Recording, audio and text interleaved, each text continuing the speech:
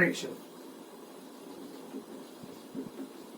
Okay, causes of friction. There are two causes of friction. Number one is due to the roughness.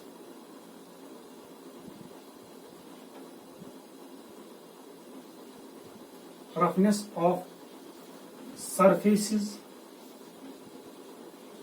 in contact.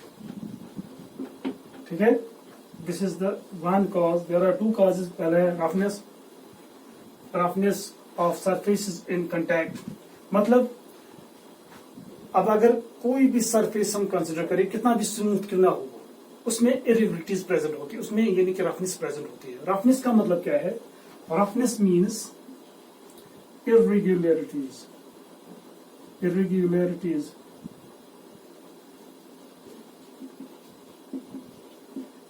Roughness of surface means irregularities present in the surfaces. जो surfaces होती है उनमें irregularities present होती है. ठीक है ना? ये irregularities कैसी होती है? They are in the form of projections and depressions. या projections को हम कहते हैं pumps and depressions को valleys भी कहते हैं. ठीक है? So irregularities present in the surfaces or in the form of projections and depressions or in the form of bumps and valleys. Is this clear to you? This is what we call roughness. अगर कोई surface कितना भी smooth कितना हो, ठीक है, उसमें ये irregularities प्रेजेंट होती है टू सम एक्सटेंट. यानी कि irregularities को हम मिनिमाइज कर सकते हैं, but we cannot eliminate the irregularities of the surfaces all together. ये हम खत्म नहीं कर सकते, मिनिमाइज कर सकते हैं. नहीं, अब इसलिए हम कहते हैं अगर सरफेस कितना भी एक्स्ट्रा स्मूथ क्यों ना हो, फिर भी उसमें इरेगुलरिटीज प्रेजेंट होती है when viewed under powerful microscope. Is this clear to? जब हम देखते हैं अंडर पावरफुल माइक्रोस्कोप, तो अगर कितना भी स्मूथ सरफेस क्यों ना हो, उसमें इरेगुलरिटीज दिखते हैं इस तरह से. ठीक है, these are the irregularities present in the surface. ठीक है, okay, and these are called projections. इनको कहते हैं projections, and these are called depressions. इसको कहते हैं projection. This is called projection. This is called projection. इनको कहते हैं projections. या दूसरा नाम bumps. ठीक है, अब ये पॉइंट जो है, ये वाले पॉइंट्स, इनको कहते हैं वैलीज और डिप्रेशंस और वैलीज. ठीक है, दीज आर कॉल्ड वैलीज और depression. Is this clear to you? अब अगर दूसरा ऑब्जेक्ट लाएंगे और उसमें भी इसी तरह से ये प्रोजेक्शन एंड डिप्रेशन होंगे, अगर वो दूसरा ऑब्जेक्ट इसके ऊपर रखेंगे, व्हाट विल हैपन? इस तरह से होगा. Is this clear? अब जो irregularities प्रेजेंट है, यानी कि प्रोजेक्शंस एंड डिप्रेशंस प्रेजेंट है in surface of one object, वो irregularities इंटरलॉक हो जाएंगी किसमें? With the irregularities present in the surface of second object. ठीक है ना? इसकी irregularities, सरफेस की irregularities और इसके सरफेस की irregularities आपस में इंटरलॉक हो जाएंगे. Is this clear to you? Okay. अब ये बॉडी, सेकंड बॉडी, अब फर्स्ट बॉडी के ऊपर तभी स्लाइड करेगी जब ये इंटरलॉक्स पहले ये ब्रेक हो जाएंगे. ठीक है ना? So first and foremost these interlocks are to be broken. ठीक है ना? For that some force is required. Is this clear to? Force is required. ठीक है ना? एक एक्सटर्नल फोर्स की जरूरत है ताकि उस फोर्स से ये इंटरलॉक्स ब्रेक हो जाए. ठीक है ना? Is this clear to? जब वो सेप्शन फोर्स हम अप्लाई करेंगे, तब जाके one body will slide over the surface of another body. Is this clear? So this is the cause of what? These irregularities. क्या है? Cause of force of friction. ठीक है ना? ये जो interlocks बनते हैं, these interlocks arises what? Force of friction. So it means that these interlocks are the cause of what? Force of friction. Is this clear to you? इसी की वजह से force of friction arise होता है, ठीक है ना? अब ये irregularities किस वजह से है? Projections and depressions. अब ये projection depression किसकी, इनको क्या कहते हैं? Irregularities. इन irregularities को क्या कहते हैं? Roughness. So roughness is the cause of what? Force of friction between the two bodies in contact. Is this clear to you? Okay. अब देखिए जो force of friction, अगर हम यही concept दिमाग में रखेंगे, ये मान लीजिए, अगर हम ये मान लेंगे जो रफनेस ऑफ सरफेस है यही है cause of force of friction, तब इस रफनेस, तब अगर एरिया हम बढ़ाएंगे, एरिया ऑफ कंटैक्ट बढ़ाएंगे between the two bodies in contact, तो क्या होना चाहिए? फोर्स ऑफ फ्रिक्शन बढ़ना चाहिए. कैसे? अगर फोर्स यानी कि एरिया ऑफ कंटैक्ट बढ़ जाएगा तो ज्यादा से ज्यादा इरेगुलरिटीज होंगी, तो ज्यादा से ज्यादा इंटरलॉक्स बनेंगे, ठीक है ना? जब ज्यादा इंटरलॉक्स बनेंगे तो ज्यादा फोर्स ऑफ फ्रिक्शन होगा, ठीक है ना? So it means that according to this view, force of friction जो होगा, it should be proportional to what? Area. Force of friction should be proportional to the area of contact. Area of contact. तो मतलब जितना area of contact ज्यादा होगा, force of friction भी उतना ही ज्यादा होना चाहिए. क्यों? एरिया बढ़ने से ये इंटरलॉक्स ज्यादा बनेंगे, तो जब ज्यादा इंटरलॉक्स होंगे तो ज्यादा फोर्स की जरूरत पड़ेगी इन इंटरलॉक्स को ब्रेक करने के लिए. Is this clear to you? ठीक है. और दूसरी बात ये बताता है, इसी तरह से अगर हम ये रफनेस कम करेंगे, ठीक है ना, what will happen? Force of friction will decrease, ठीक है ना? अगर हम और कम करेंगे, और कम हो जाएगा, और कम करेंगे, और फोर्स ऑफ फ्रिक्शन कम हो जाएगा.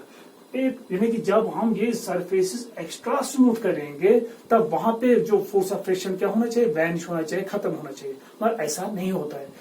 जब हम इन सरफेसेस को विच आर इन कंटैक्ट, इनको एक्स्ट्रा स्मूथ बनाते हैं, ठीक है ना, तो वहां पे फोर्स ऑफ फ्रिक्शन उसके बाद डिक्रीज नहीं होता, वहां पे abrupt increase in force of friction होता है, ठीक है ना? There is abrupt increase in the force of friction when the surface are extra smooth in contact. Is this clear?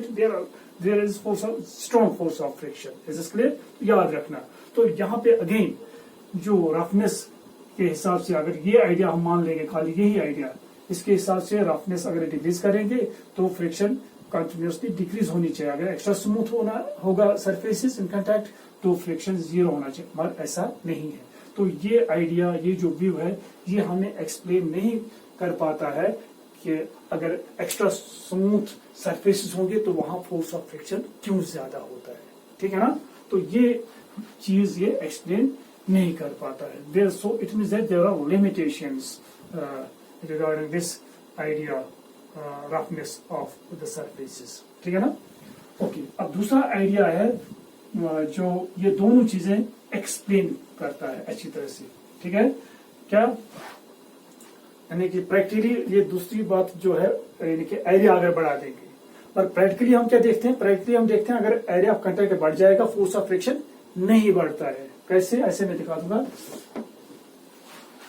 ये एक सरफेस है, जैसे कि अभी मैंने बता दिया, रफनेस, अकॉर्डिंग टू रफनेस अगर एरिया ऑफ कंटैक्ट बढ़ जाएगा तो फोर्स ऑफ फ्रिक्शन भी बढ़ना चाहिए, ठीक है? तो according this idea, this view, ये मान लीजिए डस्टर हमने रखा इस पे, तो अगर ये सरफेस में इस कॉपी पे रखूंगा तो एरिया ऑफ कंटैक्ट ज्यादा है, ठीक है ना? तो इसके हिसाब से कुछ फोर्स ऑफ फ्रिक्शन होगा. अब अगर यहां से मैं रखूंगा एज से, तो एरिया ऑफ कंटैक्ट कम हो गया, ठीक है ना? तो फोर्स ऑफ फ्रिक्शन कम होना चाहिए. According this idea, according this view, force of friction कम होना चाहिए. मगर जब हम प्रैक्टिकली देखते हैं, अगर हम ऐसे रखेंगे इस तरह भी उतना ही फोर्स ऑफ फ्रिक्शन होगा, अगर ऐसे रखेंगे इस तरह भी उतना ही फोर्स ऑफ फ्रिक्शन होगा. सो force of friction does not depend upon what? Area of contact. Practically अब हम ये देखते हैं, ठीक है ना? ओके. तो अब जो दूसरा आइडिया है, दूसरा व्यू है about the cause of friction, वो अच्छी तरह से दोनों चीजों को एक्सप्लेन करता है. वो क्या है? That is the strong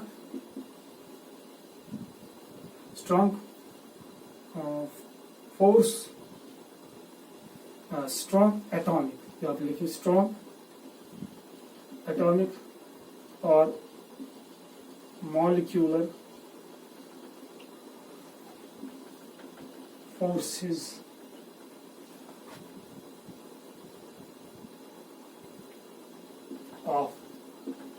attraction between the surfaces in contact. जब हम एक ऑब्जेक्ट दूसरे ऑब्जेक्ट पे रखते हैं, व्हाट हैपन्स, एक ऑब्जेक्ट जब हम दूसरे ऑब्जेक्ट पे रखते हैं तो क्या होता है, ये इसके जो सरफेस मॉलिक्यूल्स होते हैं और इसके सरफेस मॉलिक्यूल्स जो होते हैं, इनके दरमियान एक इंटरेक्शन होती है, ठीक है ना, उसको कहते हैं इंटर एटॉमिक इंटरमॉलिक्यूलर अट्रैक्शन, ठीक है। वैसे तो जब अगर हमारे पास दो एटम या दो मॉलिक्यूल हैं किसी डिस्टेंस पे, इन पे जो इंटरेक्शन होगी वो कम होगी। There are two types of interactions between the two atoms और molecules held at certain distance from each other, ठीक है ना। क्या क्या इसमें न्यूक्लियस होता है, अगर एटम की बात करेंगे, एटम में एक न्यूक्लियस होता है, ठीक है ना, दिस न्यूक्लियस जिस पॉजिटिव चार्ज और इसके इर्द गिर्द इलेक्ट्रॉन्स होते हैं। यहाँ पे न्यूक्लियस होता है पॉजिटिव चार्ज और इसके इर्द गिर्द इलेक्ट्रॉन्स होते हैं। इसका न्यूक्लियस इसके इलेक्ट्रॉन को अट्रैक्ट करता है, इसका न्यूक्लियस इसके इलेक्ट्रॉन को अट्रैक्ट करता है, इसका न्यूक्लियस इसके न्यूक्लियस को रिपेल करता है, because like charges repel, unlike charges attract, ठीक है ना। When we bring these two atoms or molecules close to each other, what happens, two types of forces arises, force of attraction and force of repulsion, ठीक है। Okay, अब जब हम इनको नजदीक लाते हैं तो हम देखते हैं कि फोर्स ऑफ अट्रैक्शन ज्यादा होता है as compare to force of repulsion. तो ओवरऑल जो फोर्स होता है वो है अट्रैक्टिव फोर्स।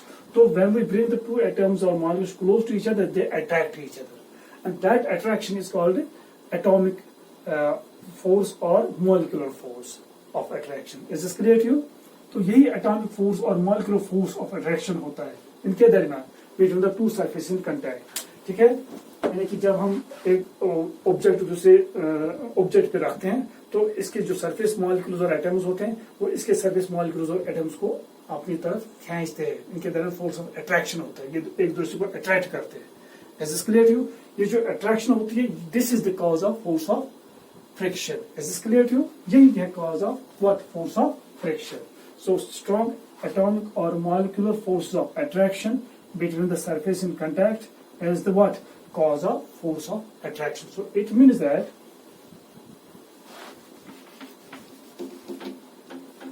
अब देखिए रफनेस भी यहाँ पे कंसिडर करनी पड़ेगी क्योंकि रफनेस को हम एलिमिनेट नहीं कर पाएंगे, ठीक है ना, कितना भी स्मूथ सरफेस क्यों ना हो। तो एक बॉडी लाएंगे यहाँ पे इस तरह से, इसमें रेगुलेटरीज है, इस पर दूसरी बॉडी रखेंगे,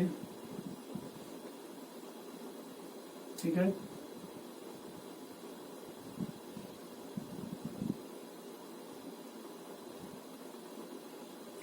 ये दूसरी बॉडी हमने रखी इस पर। ओके, अब देखिए, अब there are two types of areas. एक होता है apparent area of contact, area of apparent contact, जो यहां से यहां तक एरिया होगा, इसको कहते हैं area of apparent contact between the two bodies, ठीक है। जैसे कि ये नोटबुक है, इस पर मैं डस्ट रखता हूँ, ये डस्ट रख दिया मैंने, ये ऐसे रख दिया, तो what is the apparent area of contact? जो इस डस्टर के इस फेस का एरिया होगा, ठीक है ना, ये वाला एरिया, ये हमने इस पे रख दिया, इतना ही एरिया क्या होगा? Area of apparent contact। ये बाउंड्री में ड्रा करूंगा, इतना एरिया होगा area of apparent contact। Is this clear to you? Okay, मगर एरिया ऑफ एक्चुअल कंटैक्ट जो होता है वो बहुत ही कम होता है। एक्चुअल कंटैक्ट मतलब जहां जहां पे दो ऑब्जेक्ट्स आपस में टच करते हैं। ये कहां कहां पे टच करते हैं? यहाँ इन पॉइंट्स पे, इस पॉइंट पे टच करता है, यहाँ पे इस पॉइंट पे टच करता है, इस पॉइंट पे टच करता है, इस पॉइंट पे टच करता है, ठीक है ना। इन पॉइंट्स पे जो ये टच कर रहा है, इन पॉइंट्स को कहते हैं व्हाट? ठीक है, इन पॉइंट्स का जो टोटल एरिया होगा, इन पॉइंट्स, इस पॉइंट पे कितना एरिया आता है, इस पॉइंट पे कितना एरिया आता है, इस पॉइंट पे कितना एरिया आता है, इनको जब हम ऐड करेंगे जो टोटल एरिया होगा इन पॉइंट्स का ऑल टुगेदर, ठीक है ना, उसको कहते हैं actual area, area of actual contact. Area इस तरह लिखेंगे, area of actual contact, this is called area of actual contact.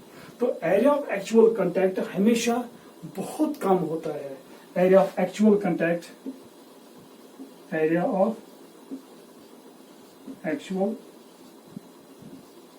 Contact जो होता है, it is much smaller than area of apparent contact, area of apparent contact, याद रखना। Actual area of actual contact बहुत ज्यादा होता है, मगर एक्चुअल एरिया ऑफ कंटैक्ट जो होता है ना, एरिया ऑफ एक्चुअल कंटैक्ट वो बहुत ही कम होता है, बहुत ही कम, ठीक है ना। ओके, याद रखना। तो जब हम एक बॉडी दूसरी बॉडी के ऊपर रखते हैं, अब देखिए जो पॉइंट्स ऑफ कंटैक्ट है, कंटैक्ट पॉइंट्स जो है, ये कंटैक्ट पॉइंट्स है। इन कंटैक्ट पॉइंट्स पे जो इस बॉडी के जो मॉलिक्यूल्स है और इस बॉडी के मॉलिक्यूल्स है वो बहुत नजदीक है आपस में, ठीक है ना, as compared to these molecules. जो यहाँ पे मॉलिक्यूल्स है इनमें ज्यादा डिस्टेंस है, ठीक है ना। यहाँ पे जो मॉलिक्यूल्स है इनमें बहुत कम डिस्टेंस है, वो बहुत नजदीक है। तो जो फोर्स ऑफ अट्रैक्शन होगा it is inversely proportional to what, the separation. तो यहाँ पे सेपरेशन बहुत कम है, नेग्लिजिबल है। तो यहाँ पे क्या होगा, फोर्स ऑफ अट्रैक्शन बहुत ज्यादा होगा, बहुत स्ट्रॉन्ग फोर्स ऑफ अट्रैक्शन होगा। Is this clear to you? तो फोर्स ऑफ अट्रैक्शन यहाँ पे ज्यादा होगा, and this force of attraction is called force of adhesion. This is called force of adhesion, ठीक है ना। Force of adhesion is there. Is this clear? यहाँ पे भी फोर्स ऑफ एडिजन है, यहाँ पे भी फोर्स ऑफ एडिजन है। This is so force of adhesion is the cause force, this force is called force of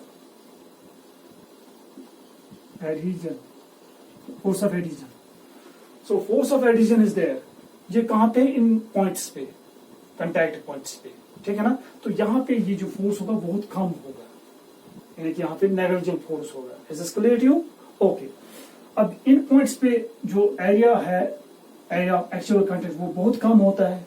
therefore in points पे जो प्रेशर होगा, प्रेशर किसकी वजह से, एडहेसिव फोर्स की वजह से जो प्रेशर होगा, ठीक है ना। Pressure means force per unit area, force of adhesion per unit area, force of adhesion per unit area.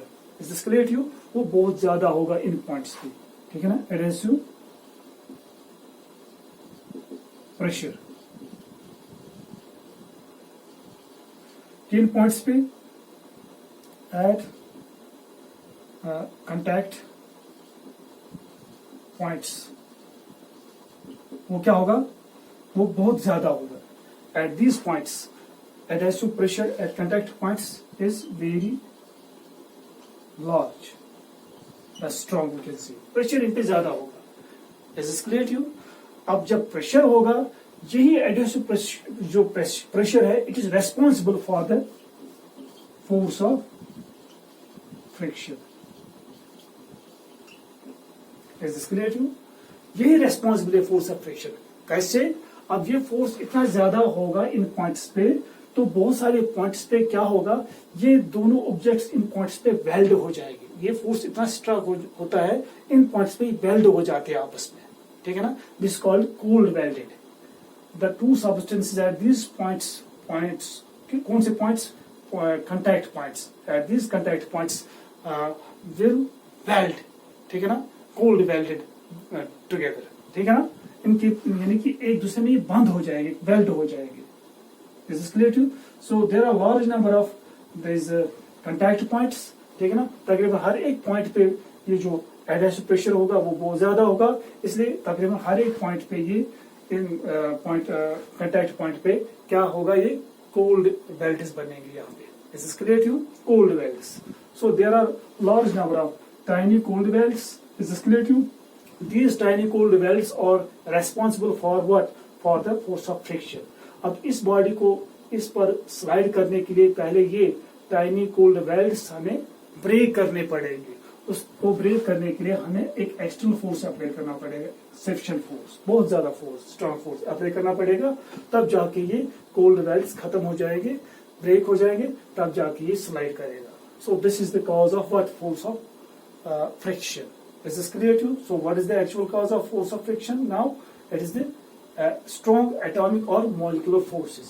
और ये जो व्यू है, न्यू आइडिया, ये हमें अच्छी तरह से एक्सप्लेन करता है लिमिटेशंस इन द रफनेस जो ओल्ड वेव में जो उसमें जो लिमिटेशंस हैं वो अच्छी तरह से एक्सप्लेन कर पाता है। यानी क्या लिमिटेशंस हैं इसमें, यानी कि ये एक्सप्लेन नहीं कर पाता है कि एरिया अगर बढ़ा देंगे फ्रिक्शन क्यों नहीं बढ़ती है, तो ये हमें बताता है। यानी कि ये बताता है force of friction does not depend upon the area of contact. Force of friction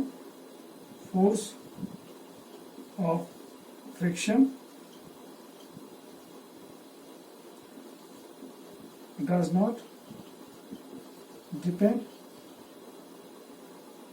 on area of contact। ये एरिया ऑफ कंटैक्ट पे डिपेंड नहीं करता है। Is clear to? अगर एरिया बढ़ा देंगे तो क्या होगा, दैट्स ट्राइस हियर। एरिया अगर बढ़ा देंगे ज्यादा, ये जो कंटैक्ट पॉइंट ज्यादा हो जाएंगे। अब कंटैक्ट पॉइंट अगर ज्यादा हो गए तो उसके साथ साथ क्या होगा, एडहेसिव फोर्स भी बढ़ जाएगा। तो एरिया बढ़ा देंगे, एरिया बढ़ाने से क्या होगा, increase area, adhesive force will also increase, adhesive force will also increase in area causes increase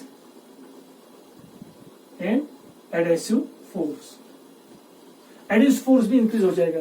what will happen to adhesive pressure? Adhesive pressure क्या होगा, एडहेसिव प्रेशर किसके बराबर होता है, that is equal to adhesive force divided by area. अगर area बढ़ा देंगे adhesive force भी बढ़ेगा, ये रेशियो कांस्टेंट रहेगा। Is this clear to you? So it means that adhesive pressure will remain same. There will be no increase in the adhesive pressure. As a result of this, जैसे कि पहले मैंने बता दिया, adhesive pressure जो है that is responsible for what? Adhesive pressure is responsible for the force of friction. अगर adhesive pressure ज्यादा होगा, force of friction भी ज्यादा होगा। यहाँ पे एरिया बढ़ाते हैं हम, इसके साथ साथ adhesive force भी बढ़ता है, मगर ratio remains constant. So it means that adhesive force remains constant. So इसका मतलब ये हुआ एरिया बढ़ाने से फोर्स ऑफ फ्रिक्शन नहीं बढ़ता है। Is this clear to you? इसी तरह से अगर हम दूसरा जो आइडिया, इसके रफनेस का आइडिया जो है ओल्ड व्यू, उसके हिसाब से अगर हम स्मूथनेस बढ़ा देंगे तो फ्रिक्शन खत्म होनी चाहिए। अगर एक्स्ट्रा स्मूथ सरफेस होंगे तो वहां पे फ्रिक्शन होनी ही नहीं चाहिए तकरीबन। और यहाँ पे जब हम प्रैक्टिकली देखते हैं, जब एक्स्ट्रा स्मूथ सरफेस होते हैं इन कंटैक्ट, वहां पे फोर्स ऑफ फ्रिक्शन बहुत ज्यादा होता है। ठीक है ना? तो ये कंसेप्ट हमें वो एक्सप्लेन अच्छी तरह से करता है। किस तरह से, जब हम इसको ज्यादा स्मूथ करेंगे ना सरफेस को, अब एरिया नहीं बढ़ा देंगे, अब इसकी स्मूथनेस बढ़ा देंगे। जब हम इसकी स्मूथनेस बढ़ा देंगे, पहले प्रोजेक्शन इस तरह से बड़े बड़े प्रोजेक्शन, अब स्मूथनेस अगर बढ़ा देंगे ये प्रोजेक्शन कम हो जाएंगे। ठीक है, इनकी जो हाइट है, डिप्रेशन इसकी डेप्थ है वो कम हो जाएगी अगर हम ये ज्यादा स्मूथ बनाएंगे। अब इसके ऊपर जब हम दूसरा ऑब्जेक्ट रखेंगे, उसका सरफेस भी एक्स्ट्रा स्मूथ है, ठीक है, तो क्या होगा, मान लीजिए these are the points of contact. ठीक है, यहाँ पे वेल्ड हो गए एक दूसरे में। ठीक है, ओके। अब यहाँ के जो मॉलिक्यूल है वो भी एक दूसरे के नजदीक आ जाते हैं। यहाँ पे डिस्टेंस ज्यादा थी, अब रफनेस कम कर दिया हमने, स्मूथनेस बढ़ा दी। तो स्मूथनेस बढ़ाने से जब एक्स्ट्रा स्मूथ हो जाता है तो more and more molecules come close to each other. The distance between the molecules of one surface and the molecules of other surface in contact decreases. The distance between these two surfaces decreases. जब distance कम हो जाती है तो इसका मतलब है molecule distance कम हो जाती है यहाँ इस रीजन में, तो इनके दरमियान जो अट्रैक्शन है वो भी बढ़ जाती है। Is this clear to you? Force of attraction बढ़ जाती है, तो उस फोर्स ऑफ अट्रैक्शन से क्या होगा, फोर्स ऑफ फ्रिक्शन भी बढ़ जाएगा। Is this clear to you? तो ये इस तरह से एक्सप्लेन करता है। अब एक्स्ट्रा स्मूथ जब सरफेस होंगी वहां पे ज्यादा मॉलिक्यूल्स बहुत ज्यादा नजदीक होंगे, बहुत ज्यादा मॉलिक्यूल्स आपस में नजदीक होंगे on the at the surface of contact. ठीक है ना, तो वहां पे फोर्स ऑफ फ्रिक्शन बहुत ज्यादा होगा। Is this clear to you? This explains why the force of friction increases is very large when the two surface which are extra smooth और placed in contact with each other. जब हम उसको एक साथ रखते हैं एक्स्ट्रा स्मूथ सरफेस को, तो उनमें फोर्स ऑफ फ्रिक्शन क्यों ज्यादा है, ये जो आइडिया है, न्यू व्यू, ये हमें वो चीज एक्सप्लेन अच्छी तरह से